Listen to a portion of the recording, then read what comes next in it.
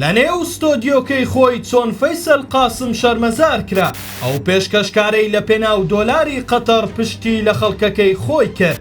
دوێنێ لە بەرنامەی ئیتیجاه مەعاکس کە فەیسەل قاسم لە کەناڵی جەزیرە پێشکەشی دەکات، پەرلەمانتارێکی ئەڵمانیا بەڕەگەز کورد بە ناوی جیان عومەر باشداری تێدا کرد. لە بەرنامەکە میوانە کوردەکە بەتەنها ڕووبەڕووی میوانە سووریەکەی سەر بە شەرع و فەیسەل قاسمی پێشکەشکار بوویەوە کە زۆر بەڕەگەز پەرستانە هێرشیان دەکردە سەر کورد و هەسەدا.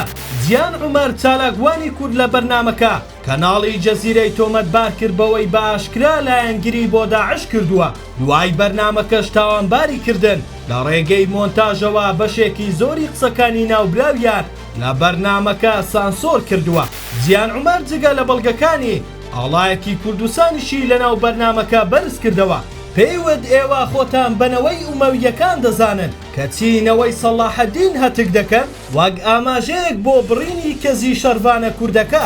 فەیسەل قاسم سەرڕایەوەی خۆی بەڕەچەڵک دروزی سووریایە، بەڵام ئێستا پشتی لە گەلەکەی خۆی کردووە. بەرگری لە دەسەڵاتی نوێی دیمەشق دەکات لە کاتێکدا ئەو دەسەڵاتە لە ماوەی ڕابردوودا هێرشی کردە سەر دروزەکان و وەک سوکایەتی سمێڵی چەندین کەسیانی تاشی. بەڵام فەیسەل قاسم بێت پۆستیش بەرگری لە گەلەکەی نەکرد، بۆ خۆت زینەوە وتی لە دەرەوەی سۆشیال میدیا زیاتر کات بۆ دروزەکان دەکات. ئەمەش وای کرد لە ناو دروزەکان بێزراو بێت تاوانبار کرا بەوەی خۆی بۆ دۆلاری قەتەری فرۆشتووە لە سەرویستی ئەوان بۆ پشتیوانیکردن لە ڕژێمی شەرع کار دەکات. فەیسەل قاسم و کەناڵەکەی لە هەرێمی کوردستان ئێستا ڕووبەڕووی هەڵمەتێکی بەرفراوانی بایکۆتکردن بوونەتەوە دوێنێ کۆمپانیای میکس میدیا، جەزیرە و عەرەبیە و حەدەسی بەهۆی دژایەتی کورد لە پەخشی خۆی سڕیەوە.